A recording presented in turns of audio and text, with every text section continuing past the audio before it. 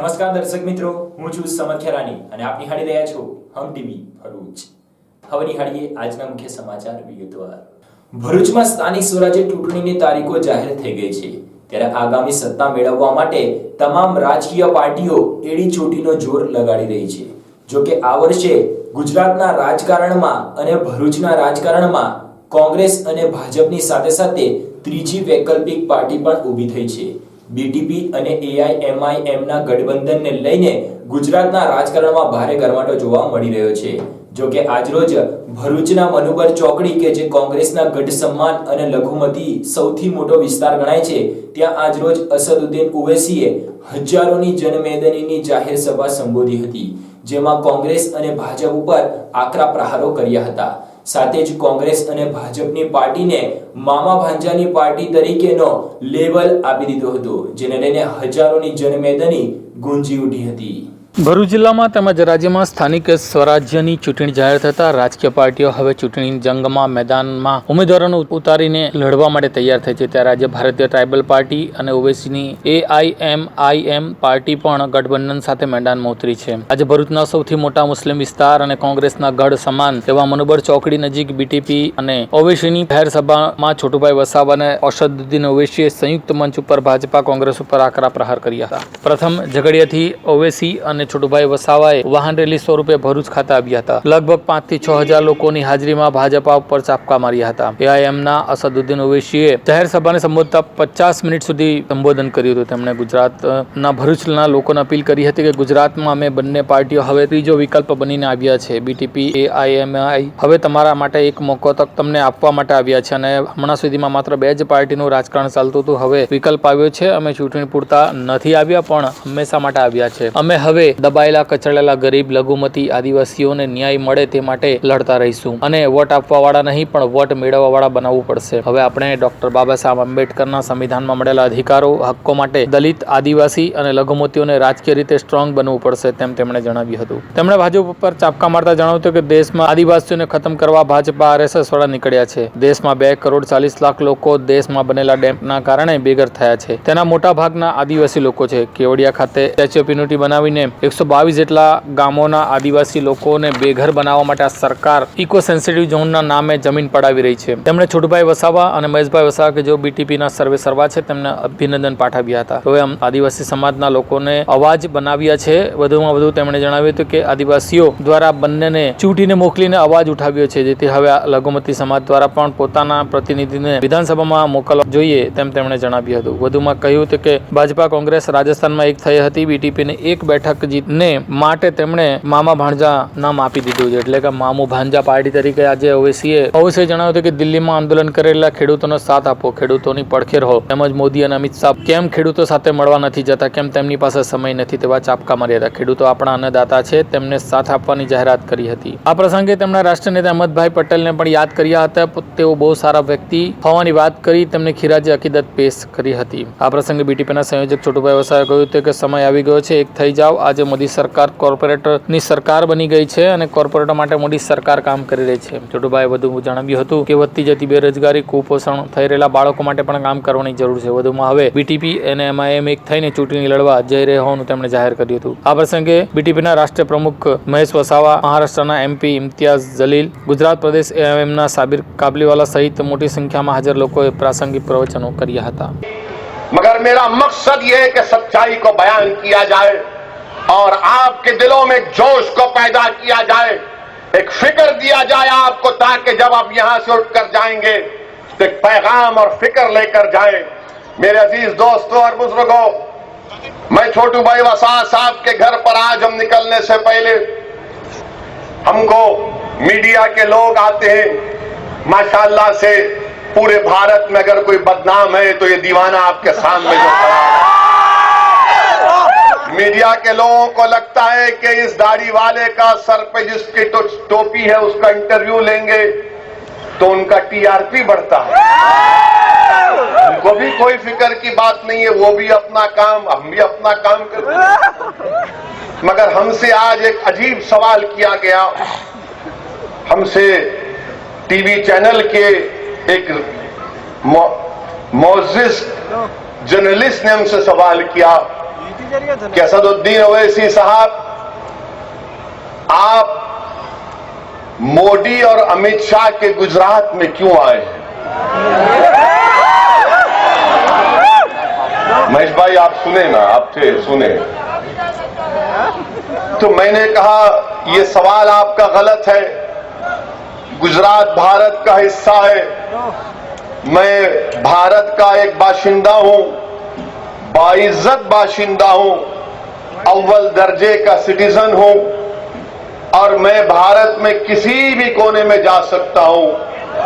मैं और कुछ भी कहना चाहता था मगर नहीं कहा, इसलिए कि मैं हमारे वो मीडिया के लोग जिनके दिमागों में ये बात बैठ चुकी है कि ये गुजरात मोदी और अमित शाह का है, ये आपकी गलत सोच है, ये आपकी गलत सोच है, आपकी अनपढ़ सोच है, आप नहीं जानते। मैं तो ये समझता हूं और मानता हूं ये गुजरात गांधी का गुजरात है, ये गुजरात गांधी का गुजरात है और गांधी का गुजरात ही रहेगा, क्योंकि अमित शाह और मोदी गांधी से बड़े नहीं हैं, ना कभी होंगे इंशाअल्लाह। ये गांधी का गुजरात है और गांधी का गुजरात रहेगा। ये वो गुजरात है जहां की जनता ने अपनी दिमागी काबिलियत की बुनियाद पर, अपनी मेहनत की बुनियाद पर इस भारत को मजबूत किया। ये उन लोगों का गुजरात है। ये मोदी और अमित शाह का गुजरात हो गया। हां, यहां से गए जरूर, बहुत से आएंगे, चले जाएंगे, मगर गुजरात की पहचान तो गांधी से होगी ना। गुजरात की पहचान यहां के आदिवासियों से होगी, गुजरात की पहचान यहां की तहजीब और तमद्दुन से होगी। गुजरात की पहचान उन लोगों से नहीं हो सकती जो आजादी के बाद आए और आकर थोड़ा बहुत सियासत में काम किया, उनको जनता ने उनको वहां दिल्ली पहुंचा दिया। मगर मीडिया के लोगों, वो पूरा नहीं, थोड़े लोग हिस्ट्री पढ़ लो और कभी भी सवाल करने से पहले, खास तौर से मुझसे जब सवाल करेंगे, एहतियात, हम अच्छों को नहीं छोड़ते, क्योंकि मैं किसी के घर में मेहमान था, इसीलिए जरा अपनी खराब जबान को रोक लिया, वरना मैं जबान का बड़ा गंदा, जिसलिए कहते ना कि ये हेट स्पीच देता, जहां जाता हेट स्पीच देता। मैं कभी भी ये नहीं कहा, ना मैं किसी मजहब के खिलाफ था, ना हूं, ना कभी रहूंगा इंशाअल्लाह ताला। मेरी लड़ाई भारत के संविधान में जो हमको हक दिया गया, उन हक हुकूक को हासिल करना है, और वही लड़ाई उस वक्त कामयाब होगी जब आप साथ देंगे। साबिर काबुली वाला, असदुद्दीन ओवैसी गुजरात को अपनी अना की तस्कीन के लिए नहीं आए। इम्तियाज जलील, वारिस पठान अपनी मकबूलियत में इजाफा करने के लिए गुजरात को नहीं आए। हम गुजरात को इसलिए आए ताकि पूरा वंचित समाज एक हो जाए। इस वंचित समाज का एक्सप्लॉयटेशन, इस्तेसाल हो रहा है। मैं गुजरात को इसलिए आया हूं कि तुम्हारे दरमियान में मुझसे ज्यादा काबिल किसी को अल्लाह लीडर बना दे, जो सच्चाई के साथ गुजरात की विधानसभा के में जाकर गुजरात की विधानसभा के दरों दीवारों को इंसाफ का नाम लेकर उन दीवारों को हिला कर रख दे। ये मेरा मकसद है। ये दुबई वसावा की बीटीपी पार्टी का साथ दीजिए। हमारा मकसद एक ही है कि ये जो दो पार्टियां गुजरात में चल रही हैं, ये मामू भतीजे की पार्टी है, कांग्रेस की। ये मामू भतीजे हैं। तू मेरी पीठ खुजा, मैं तेरी पीठ खुजा। ये कांग्रेस वाले, अब मीडिया हमसे एक बार सवाल किए कि कोई आपको बोलता बी टीम है, आप फुला करते। मेरे भाई, आप जानते हैं मुझसे बेहतर कि पिछले विधानसभा के चुनाव में कांग्रेस के जितने विधायक जीते थे उसमें से 12 बीजेपी में भाग गए। मेरे से पूछ के गए थे या छोटू भाई वसावा के पास बैठकर बातचीत करके गए थे। ये तो मोदी अमित शाह से पहले से मिले हुए थे। ये इनका अंदर का रिश्ता है, इनका अंदर का कनेक्शन है। कांग्रेस और बीजेपी ऐसा है ना कि 3G से 4G ये दोनों उतना ही, ये कभी अलग नहीं हो सकते। याद रखो आप मेरी बात को। गुजरात की जनता को आज एक विकल्प की जरूरत है। उस विकल्प और जो एक पॉलिटिकल वैक्यूम है, उस पॉलिटिकल वैक्यूम को हम पूरा करना चाहते हैं।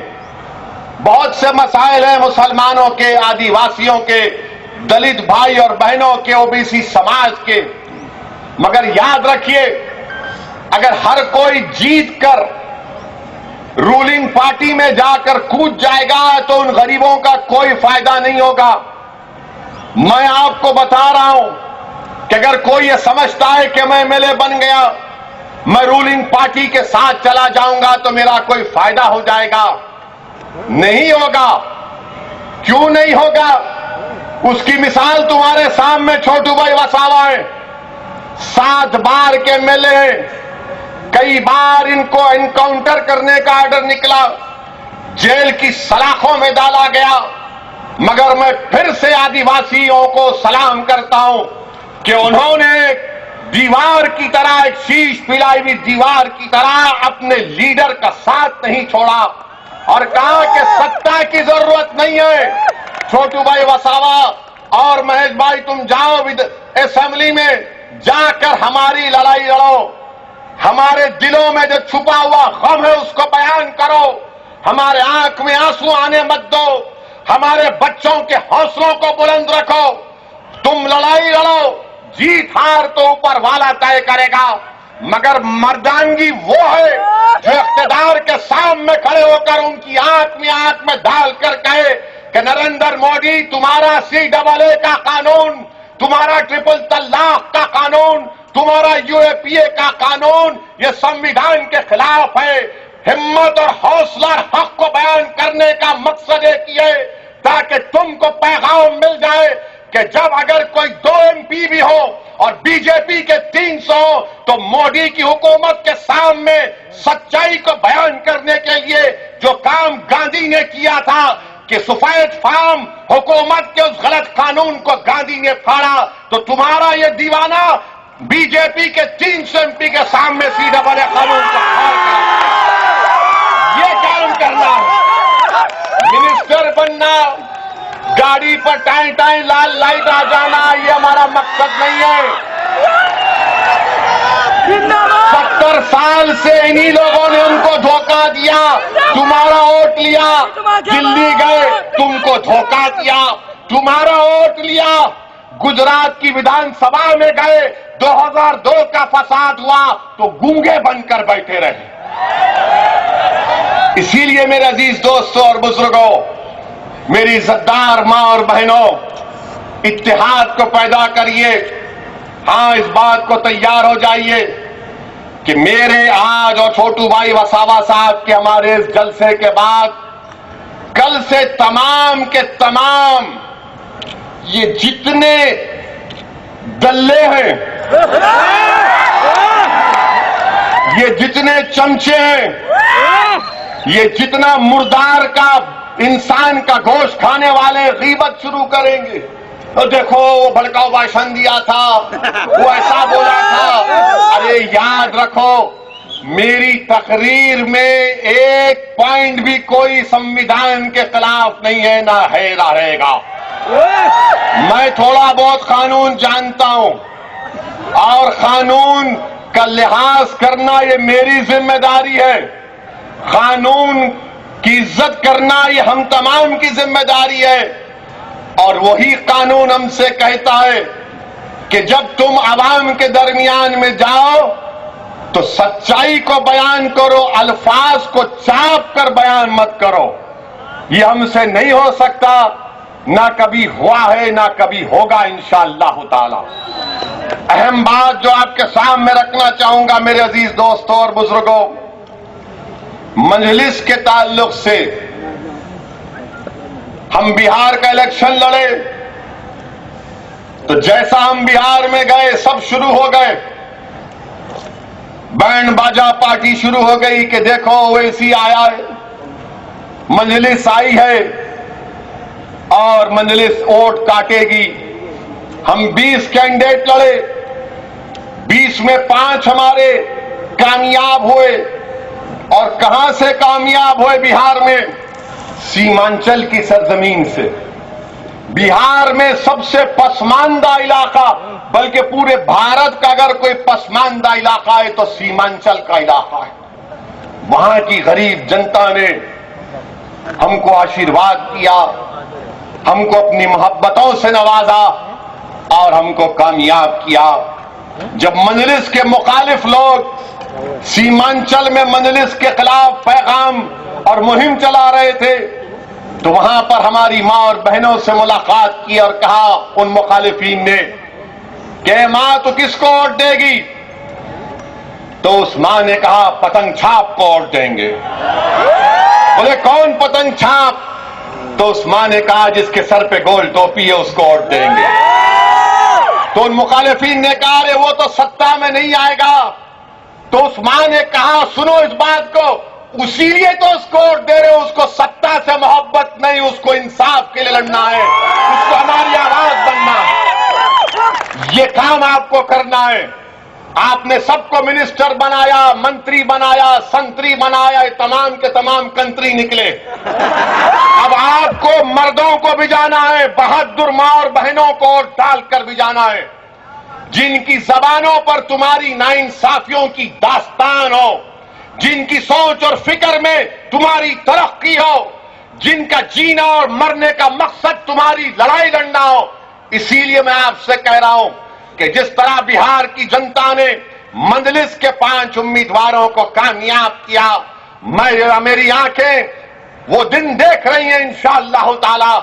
हम छोटू भाई वसावा के साथ गुजरात में इंशाअल्लाह ताला अपनी एक सियासी हैसियत को बनाएंगे और एक ताकतवर हैसियत को बनाएंगे यहां पे इंशाअल्लाह ताला। तो ये लोग जो डरते हैं ना, जो मजलिस की मुखालिफत क्यों करते हैं?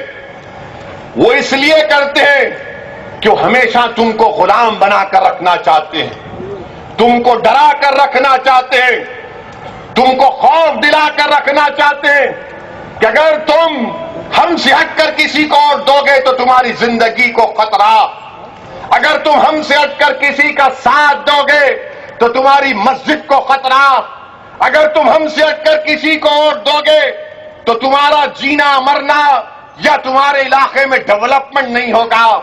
मेरे भाई याद रखो मेरी इस बात को, मैं भी थोड़ा बहुत उलेमाओं के पैरों के पास बैठकर उनकी जबान से सुनाऊं कि जब हशर के दिन अल्लाह सबको जमा करेगा जिसमें तुम और हम भी शामिल होंगे, उनसे पूछा जाएगा कि बताओ तुमने दुनिया में कितने दिन गुजारे? उन तमाम से पूछेगा रब्बे करीम, तो सब पुकार कर कहेंगे अल्लाह एक दिन गुजारा था हमने। और तुम उस एक दिन के लिए, तुम सिर्फ इस एक दिन के लिए डरोगे? तुम सिर्फ उस एक दिन के लिए इन बातिल ताकतों के सामने अपना सर को झुकाओगे? तुम सिर्फ एक दिन के लिए अपनी आंख में आंसू लाओगे? उनके खौफ से नहीं। अगर एक दिन जीना है तो अल्लाह के खौफ से आंसू पैदा करो। अगर एक दिन जीना है तो हिम्मत से गुजारो। अगर एक दिन जीना है और जिएंगे एक दिन तो इज्जत से गुजारो, और इज्जत से गुजारो और इज्जत से जाएंगे इंशाअल्लाह ताला। मेरे अजीज दोस्तों और बुजुर्गों, ये इसलिए कह रहा हूं कि सोचो मेरी इस बात को, सोचो मेरी इस बात को, सोचो मेरी इस बात को। अब डरना किसी से नहीं है। जमहूरियत है, संविधान सबके लिए बराबर है। हां तकलीफ होगी, रास्ते में कांटे बिछाए जाएंगे, मसाइब का मुश्किलात का सामना करना पड़ेगा, मगर सुनो दीवानों, रसूलुल्लाह सल्लल्लाहु अलैहि वसल्लम के गुलामों, सुनो। तुमने सुना होगा उलमाओं की जबानों से कि कमली वाले ने कहा था कि सबसे ज्यादा मुझे सताया गया है, उसके बाद किसी को इतना नहीं सताया जाएगा। मेरे अजीज दोस्तों और बुजुर्गों, अपनी हिम्मत और हौसलों को बुलंद रखो। क्या तुम नहीं देखते कि हमारी तारीख में ऐसे ऐसे वाकयात हैं, तारीख के किताबों में, सीरत की किताबों में वाकयात हमारे सामने है। ये तो शुरुआत हुई है गुजरात से, अभी यहां से हम शुरू करेंगे। अभी तो पहला कदम नहीं पड़ा और दुश्मन कांपना शुरू कर दिया। अभी तो चलना शुरू नहीं हुआ, सियासी महलों में जलजले आना शुरू हो गए। अभी तो दौड़ना शुरू नहीं किए तो मातम शुरू हो चुका है। ये गुजरात से जाएगा, गुजरात कवर करेगा इंशाअल्लाह, राजस्थान भी जाएंगे इंशाअल्लाह ताला। देश के अंदर होने वाले नहीं है। हम AIM और BTP पूरे देश के अंदर गठबंधन के हम यहां से लड़ेंगे और ये गुजरात की धरती पे, ये गुजरात की धरती से यहां से जो देश चलाते हैं, सरमुख्तियार शाही, हिटलर शाही जो चलाते हैं, इनको वहां दिल्ली से अपने वापसी घर करवाना है इनको। तो अभी गुजरात की सत्ता पर नहीं, इनकी घर पे वापसी कराना है। और देश का जो संविधान है, वो संविधान के तहत ये देश नहीं चल रहा है, ये संविधान के खिलाफ चलाते हैं। और जो आदिवासी है, दलित है, मुस्लिम समाज है, OBC समाज है, इसको कभी सत्ता के अंदर ना स्टेटों के अंदर आया गया, ना सेंट्रल के अंदर आया गया। लेकिन ये गुजरात से अभी चिंगारी निकलेगी, जहां छोटू भाई ने चिंगारी पैदा की है, जहां हैदराबाद से चिंगारी आई है, वो सब मिला के पूरे देश के अंदर सभी समाज का, SC, ST, OBC का शासन आने वाला है। ગુજરાતના રાજકારણમાં અસદુદ્દીન ઓવૈસીની એન્ટ્રી બાદ આજરોજ ભરૂચ ખાતે અસદુદ્દીન ઓવૈસી પધાર્યા હતા, જેમાં ગતરોજ રાત્રે ઝઘડિયાના માલજીપુરા ખાતે અસદુદ્દીન ઓવૈસી આવી પહોંચ્યા હતા। આજે ભરૂચ ખાતે તેની જાહેર સભા હતી, જેમાં ઝઘડિયાથી અસદુદ્દીન ઓવૈસી અને છોટુભાઈ વસાવા સહિત તેમના કાર્યકર્તાઓ મોટી સંખ્યામાં રેલી સ્વરૂપે ભરૂચ પહોંચ્યા હતા।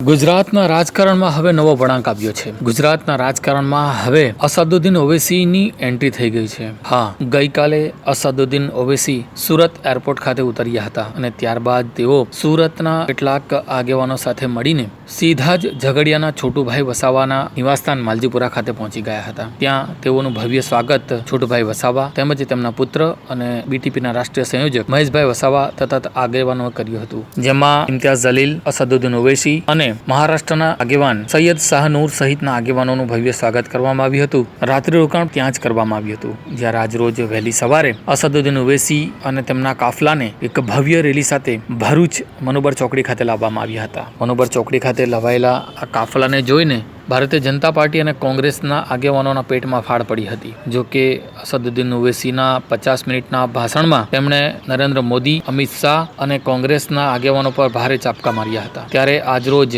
અસદુદ્દીન ઓવૈસીની ગુજરાતના રાજકારણમાં ભરૂચ ખાતેથી એન્ટ્રી થઈ હતી, જેને લઈને હવે ગુજરાતના રાજકારણમાં ખલબલી મચી જવા પામી છે। ઝઘડિયાની બોરોસિલ કંપની તેમજ વેરહાઉસમાં આગ લાગવાની ઘટનામાં કંપનીને 7 લાખ કરતા વધુનું નુકસાન થયું છે। ઝઘડિયાની બોરોસિલ કંપનીમાં બિલ્ડિંગ તેમજ વેરહાઉસમાં આગ લાગવાથી 7 લાખ ઉપરાંતના માલ સામાનને નુકસાન થયું છે। ઝઘડિયા ખાતે આવેલ બોરોસિલ કંપની થોડા દિવસ અગાઉ વેરહાઉસ તેમજ પેપર કટિંગ યાર્ડ અને ફ્લોર પરની ઓફિસ બાલ્કનીના એરિયામાં આગ લાગવાનો બનાવ બન્યો હતો, જેમાં આગ લાગવાનું કોઈ ચોક્કસ કારણ જાણવા મળ્યું ન હતું। ત્યારબાદ બીજા દિવસે આગનો બનાવ બનતા કંપનીના સિક્યોરિટી દ્વારા CCTV કેમેરા ચેક કરવામાં આવ્યા હતા, જેમાં એક ઈસમે જાણી જોઈને આગ લગાડી હોવાનું બહાર આવ્યું હતું। આગના બનાવમાં કુલ 21 નંગ બ્રાઉન પેપર રોલ જેની કિંમત ₹7,56,000નું નુકસાન થયું હતું. જે બાદ આગ લગાડનાર ઈસમની ઓળખ કરતા નર્મદા જિલ્લાના નવાપરાના નિકોલી પ્રતાપનગરનો જતીન નાનજીભાઈ વસાવા હોવાનું બહાર આવ્યું હતું. તેણે કંપનીના મેનેજમેન્ટ દ્વારા પૂછપરછ કરાતા કંપનીને નુકસાન કરવાના આશયથી આગ લગાડી હોવાનું જણાવ્યું હતું. ત્યારબાદ કંપનીના સિક્યોરિટી સૂર્યપ્રસાદ દ્વારા જતીન નાનજી વસાવા વિરુદ્ધ ફરિયાદ લખાવી હતી. ફરિયાદીની ફરિયાદના આધારે ઝઘડિયા પોલીસે તપાસ શરૂ કરી છે. અંકલેશ્વરના પ્રતિનિધિ ચોકડી ખાતે કાર્યરત ભૂખ્ય અને ભોજન સંસ્થા ખાતે અંકલેશ્વરની સ્થાનિક ન્યૂઝ ચેનલના સફી પઠાણ દ્વારા ભૂખ્યાઓને ભોજન તેમના જન્મદિવસ નિમિત્તે કરાવવામાં આવ્યું હતું. સાથે જ ગરીબ બાળકોને કેક કાપીને ખવડાવવામાં આવ્યું હતું. અંકલેશ્વરના પ્રતિનિધિ ચોકડી ખાતે આવેલ ભૂખ્ય અને ભોજન સંસ્થા ખાતે અનેક લોકો દ્વારા જન્મદિવસ તેમજ પૂર્ણતિથિ નિમિત્તે ભૂખ્યાઓને ભોજન પીરસવામાં આવે છે. ભૂખ્યાઓને ભોજન મળી રહે તેવા શુભ આશય સાથે શરૂ થયેલ ભૂખ્ય અને ભોજન સંસ્થા ખાતે દરરોજ લોકોને ભોજન કરાવવામાં આવે છે. ત્યારે ગત રોજ અંકલેશ્વરની સ્થાનિક ન્યૂઝ ચેનલ ITVના સફી પઠાણના જન્મદિવસ નિમિત્તે પણ ભૂખ્યાઓને ભોજન કરવામાં આવ્યું હતું. તેમના દ્વારા અંકલેશ્વરના પ્રતિનિધિ ચોકડી ખાતે આવેલ ભૂખ્યા અને ભોજન સંસ્થા ખાતે કેક કાપી અને ગરીબ બાળકોને કેક ખવડાવવામાં આવ્યું હતું. સાથે જ ભૂખ્યાઓને ભોજન પીરસવામાં આવ્યું હતું. અંકલેશ્વરના પ્રતિનિધિ ચોકડી અને ચૌટાનાકા ખાતે કાર્યરત ભૂખ્યા અને ભોજન સંસ્થા ખાતે દરરોજ અનેકો સેવાકીય પ્રવૃત્તિ કરવા ઈચ્છતા લોકો તેમજ સંસ્થા દ્વારા ભૂખ્યાઓને ભોજન પીરસવામાં આવે છે. જન્મદિવસ તેમજ પૂર્ણતિથિના પ્રસંગે લોકો દ્વારા ગરીબ અને જરૂરિયાતમંદોને ભોજન મળી રહે તેવા શુભ આશય સાથે ભોજન પીરસવામાં આવે છે. અયોધ્યામાં નિર્માણ પામનાર રામ મંદિર માટે આજ રોજ નેત્રંગ ખાતે એક રેલી નીકળી હતી. શ્રી રામ મંદિર નિર્માણ અયોધ્યાના નિધિ સમર્પણ અભિયાનમાં રામ ભક્તોનો ઉત્સાહ જોવા મળી રહ્યો છે. નેત્રંગમાં શ્રી રામના ભક્તોએ દિવ્યભાઈ શોભાયાત્રા કાઢી હતી. ઘરે ઘરે ફરીને શ્રી રામ મંદિર નિર્માણ માટે સહયોગ આપવા અનુરોધ કર્યો હતો. દેશ દુનિયામાં વસવાટ કરતા હિન્દુ સમાજના આસ્થાના કેન્દ્રબિંદુ સમાન અયોધ્યામાં શ્રી રામ નિર્માણ માટે 492 વર્ષના સંઘર્ષ અને દેશની સર્વોચ્ચ અદાલતના ઐતિહાસિક ચુકાદા બાદ રાષ્ટ્રીય સ્વયંસેવક સંઘ VHP અને હિન્દુ સંગઠન દ્વારા શ્રી રામ મંદિર નિર્માણ નિધિ સમર્પણ અભિયાન ચલાવવામાં આવી રહ્યું છે. જેમાં નેત્રંગ તાલુકામાં પણ હિન્દુ સંગઠનોના આગેવાનો દ્વારા ઘરે ઘરે અને ગામ ગામ ઘર દીઠ ફરીને શ્રી રામ મંદિર નિર્માણ માટે નિધિ એકઠી કરવામાં આવી રહી છે. શ્રી રામ ભક્તોએ પણ મંદિર નિર્માણ માટે સહયોગ આપી રહ્યા છે. જેમાં નેત્રંગ તાલુકા મથકના જીન બજાર ખાતે આવેલ શ્રી મારુતિ કાર્યાલયથી ભગવાન શ્રી રામજીની દિવ્ય ભવ્ય શોભાયાત્રા નીકળી હતી. સમગ્ર નેત્રંગ ગામના દરેક વિસ્તારમાં ફેરવવામાં આવી હતી. જેમાં શ્રી રામ ભક્તોમાં ખૂબ ભક્તિમય વાતાવરણ જોવા મળ્યું હતું. નાના નાના બાળકો, યુવાનો, વડીલો, આગેવાનો અને સર્વ સમાજે રામજીની પૂજા અર્ચના કરી નિધિ સમર્પણ કર્યું હતું. સમગ્ર વિસ્તારમાં ધાર્મિકતાનો માહોલ પ્રસરી જવા પામ્યો હતો. અંકલેશ્વરના મીરાનગર ખાતે RB જનરલ હોસ્પિટલ દ્વારા સર્વરોગ નિદાન કેમ્પનું નિઃશુલ્ક આયોજન કરવામાં આવ્યું હતું. અંકલેશ્વરના મીરાનગર નજીક આવેલ દુર્ગા માતા મંદિર ખાતે RB general hospital multi specialist hospital દ્વારા સર્વરોગ નિદાન કેમ્પનું આયોજન કરવામાં આવ્યું હતું. પ્રાપ્ત મળતી માહિતી મુજબ આજ રોજ તારીખ 7 ફેબ્રુઆરી 2021ના રવિવારના સવારે 10 વાગ્યાથી લઈને બપોરે 2 વાગ્યા સુધી અંકલેશ્વરના મીરાનગર ખાતે આવેલ દુર્ગા માતાના મંદિર ખાતે RB general hospital multi specialist hospital દ્વારા સર્વરોગ નિદાન કેમ્પનું આયોજન કરવામાં આવ્યું હતું. હોસ્પિટલના વિવિધ ડોક્ટરો ના સહયોગથી આ કેમ્પનું આયોજન કરવામાં આવ્યું હતું. ડોક્ટર અજીત કુમાર સિંહ સહિત અન્ય ડોક્ટરો ઉપસ્થિત રહ્યા હતા અને કેમ્પને સફળ બનાવ્યો હતો. જેમાં હનીરિયા, હાઇડ્રોસીલ, બવાસીર, સ્તનમાં ગાંઠ, થાઇરોઇડ, ફિશર, નસબંધી, પેટમાં ગાંઠ જેવા વિવિધ રોગોની ચકાસણી કરવામાં આવી હતી. આ સાથે પૂર્ણ થાય છે હમ ટીવીના સમાચાર. આવતીકાલે ફરી મળીશું નવા સમાચાર અને નવી ઘટનાઓ સાથે. ત્યાં સુધી જોતા રહો હમ ટીવી ભરૂચ.